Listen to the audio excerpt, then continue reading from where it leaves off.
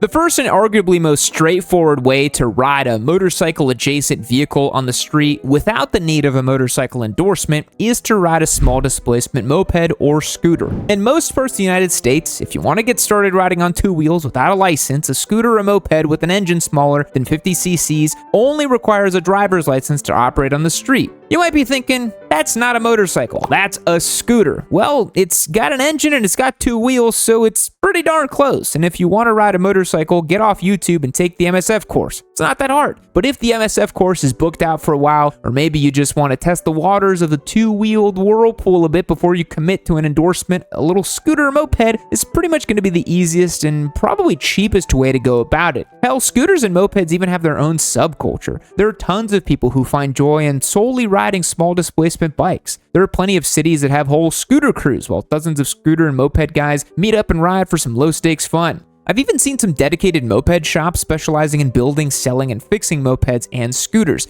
It's a way bigger market than you might realize if you're stuck in the cool guy world of motorcycling. And if you're international, then I'm just preaching to the choir, aren't I? So if for whatever reason the MSF course in a full-size motorcycle is not in the cards for you in the present moment, don't discount the 50cc scooter life. One of the premier sub-50cc scooters is the Honda Metropolitan. The Metropolitan is a bike that is commonly revered as one of the best sub-50cc units readily available that is super reliable and has been around for forever. The Metropolitan can still be bought new, which is kind of neat too. It has a transitional pass-through scooter where you sit with your feet on the floor beneath you. It uses a 49cc four-stroke engine, which is rated for around 30 miles per hour, which means that in pretty much every state it can be registered with a moped plate that doesn't require all the specific regulations of a motorcycle registration. It's fuel-injected, uses combined braking, and has a big 22-liter under-seat storage area, so that's pretty good. Honda also sells the Ruckus, which is another 49cc scooter with fat tires and a bit more rugged design for single-track and enduro riding.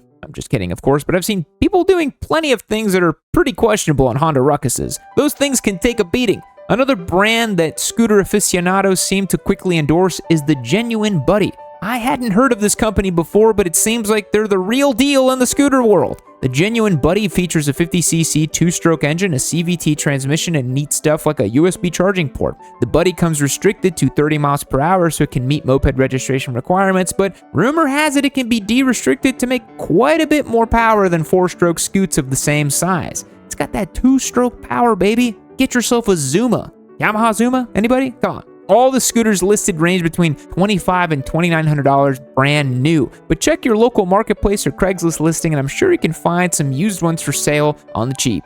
E-bikes have become super popular lately and they don't require a motorcycle endorsement to operate and they can certainly go pretty darn quick. An e-bike can usually get some pretty decent range relative to how far you'd normally travel on a bicycle, especially if you pedal the bike as well instead of solely relying on the electric motor for all the power. The laws surrounding e-bikes are pretty loose in most states too, but in Texas, for instance, to be classified as an e-bike, it has to have fully operable pedals, which makes it different than a scooter or a motorcycle. The power output from the motor must be 750 watts or less, and the bike's maximum assisted speed is 28 miles an hour. And you might be saying, if you're a cyclist, those watt figures are pitiful, and that miles per hour is pitiful as well. But hey, 750 watts is pretty damn good. Meaning when using the electric motor, it can't go faster than 28 miles per hour. But if you just pedal the bike downhill, you can exceed those speeds to your heart's content. I have clocked in personally 49 miles an hour downhill on a road bike. But if you just pedaled the bike downhill, see how those laws are kind of tricky? I feel like for the most part, as long as you're riding in a bike lane and not flying down a sidewalk where you risk running into pedestrians, you're probably not going to have too much trouble with the law.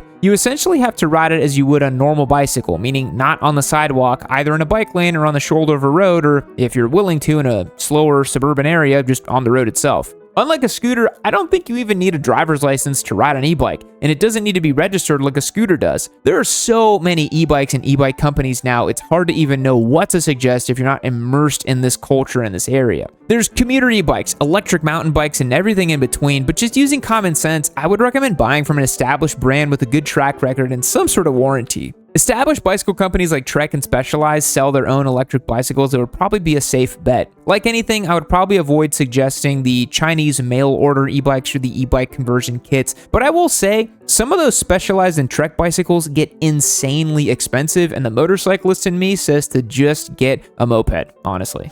It's true there are a lot of overrated motorcycles out there. There are also underrated bikes, and even perfectly rated bikes. The MT-07, perfectly rated. But no matter what category your bike falls into or how much you overpaid for it, they all have one thing in common, and that is tires. Tires are important. The only thing keeping your squid missile beneath you in contact with the ground. So I always stress the importance of high quality rubber, whether in the sheets or out there on the streets. But spooning on some premium Michelins is just the first step. You have to maintain your tires by ensuring they're properly inflated and have appropriate tread depth. And motorcyclists should be checking their tire pressure every week at minimum, especially when the weather changes. And the easiest way to check your tires and inflate them to the proper PSI is with the Fantic X9 Pro Tire Inflator. I've been using the X9 for a few months now, and honestly, it's a really handy little gadget. Its small form factor and long battery life have earned it a permanent place in my tail bag. The X9 inflator automatically stops when it hits the set PSI, so all you gotta do is screw it onto the valve, set the pressure, and you're good to go. With the Fantic X9, I don't have to worry about lugging around a clunky inflator or making unnecessary gas station stops, and if you're like me and you understand the importance of tire health, grab a Fantic for yourself.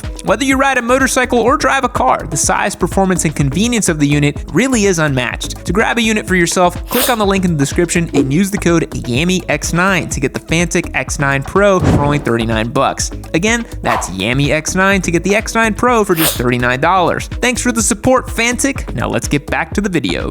But then there are bikes like Surons and Talaria that kind of blur the lines between an e-bike and a super lightweight electric dirt bike. They don't have pedals and they can certainly go faster than 28 miles per hour, but they're designed for off-road use, but many people haven't had too much of an issue riding them on street if using common sense. In public spaces where there are other people and police, keep the bike in eco mode and stay in the bike lane or on the shoulder. The ability to ride a Suron or similar bike around town is going to depend a lot on where you live, with rules varying even down to the local level. If you live in a place where the police have a lot of other better things to do or the funding isn't there, you're probably fine as long as you're riding safely and respectfully as you're any other e-bike rider. But if you live in a town where Suron squids have been terrorizing the local community doing big group rides and wheelies and jumping the fountain downtown, you're probably going to have a whole lot of harder time blending in. A Suron would be a ton of fun if you lived in a rural area where you can ride on gravel back roads, light trails, or fields. But this will give you the opportunity to have the experience of fun on two wheels without the necessity of a motorcycle endorsement, a full-blown motorcycle, insurance, registration, and all that other stuff. Plus, it's a lot easier to do some discreet rural exploration without a loud engine or exhaust. Surons and Talarias are definitely not cheap though, costing $4,000 to start, and at that point, you could very easily find a rideable used motorcycle and go legit with your riding. But hey, Surons are insanely popular, so there must be some merit. A Suron Light B is rated for max output of 39 Newton meters of torque, which converts to about 29 foot-pounds, which is already a ton for a little electric bike that weighs like 125 pounds. There's a ton of aftermarket mods and community knowledge that allows these Surons to make insane levels of power. Now, I will say, as a somewhat law-abiding citizen trying to make sure the world and society goes round relatively well, don't take your Suron on bicycle-only trails. It just messes up all the trails, and people really don't like it. Don't give us a bad name, you know? In the good old days before e-bikes were a dime a dozen, if you did want to be limited to a 50cc scooter, the only other real way to ride a motorized two-wheeled machine without an endorsement would be to ride a dirt bike off-road. And that is still one of the most common ways people get two-wheeled experience before riding a motorcycle on the street with insurance and registration and a license and all that other stuff. While the skills required to ride a motorcycle off-road don't 100% translate to riding a motorcycle on the street, any experience riding a two-wheeled machine relates in some capacity, and many people often say that starting in the dirt is the best way to do it. Whether you're a casual dirt bike rider who learns a little bit of farm bike around some fields or light forest roads, or a super hardcore enduro rider, learning how to ride on the street with other vehicles will still require a bit of a learning curve. You might be able to pull a wheelie over a fallen log, but that doesn't mean a whole lot when a Nissan Altima pulls out in front of you on the street. So while dirt bike riding isn't a replacement for formal motorcycle training, it is a super fun way to experience motorcycling without the risk of traffic, pavement, or the cost that goes into legal street riding. If you're reluctant to make the jump into full-blown street riding with the MSF course, a bunch of specialized gear, the motorcycle itself, insurance, registration, and all that other stuff, getting a super cheap, bulletproof little dirt bike is a really fun way to dip your toes into riding. Especially if you live in a more rural area or you have some land, just pick up like a TW200 or just a 125 or anything. You can find a small Japanese dirt bike like a Honda CRF 150 for a couple $1,000 and beat the crap out of it every day for years, and it would continue to run flawlessly. But if you don't live with immediate access to off-road riding areas, you can always load up a little bike into the bed of a pickup truck or head to local trails or an ORV park. Certain off-road riding areas or public trails would require an ORV tag or permit, but you still don't need a motorcycle endorsement or insurance to ride. And last, and arguably the most controversial bike, if you can even call it that you can ride without an endorsement is something like a Polaris Slingshot. It hurts my heart to say that, but hey, that's the prompt for this week. The Slingshot is classified as an Autocycle, a classification so ambiguous that Microsoft Word doesn't even recognize it as a real word. The requirement needed to ride a Slingshot or similar three-wheeled inverted trike monstrosity on the street varies a lot from state to state, and the laws continue to change as a bunch of unskilled and unendorsed dudes hop on these things and completely eat themselves into oblivion. But in some states, you can still ride weird trikes like the Slingshot or the Can-Am Spider with just a driver's license. I guess because it doesn't lean, they think, whatever, who cares what people do with these things.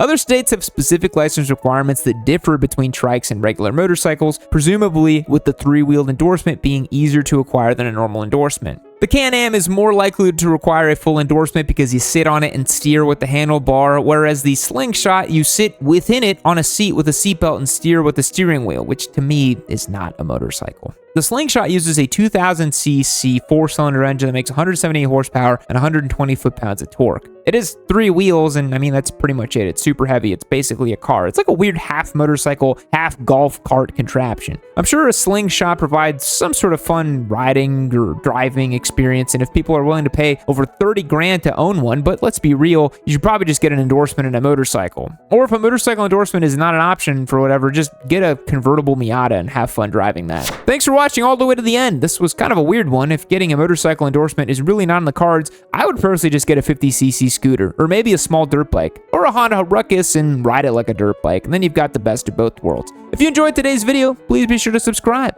Fact, in the US, there's an official rock, paper, scissors league. I bet there's a lot of game theory involved in that one. Goodbye. The video is over, but you know what's also almost over? The sweepstakes for this Ninja 500. Make sure you go to the website and get your chances locked and loaded to win. While this next Yami Noob video is queuing up, you can head over to the website and just become a member. It's that easy and simple. What are you waiting for? You're gonna disappoint me.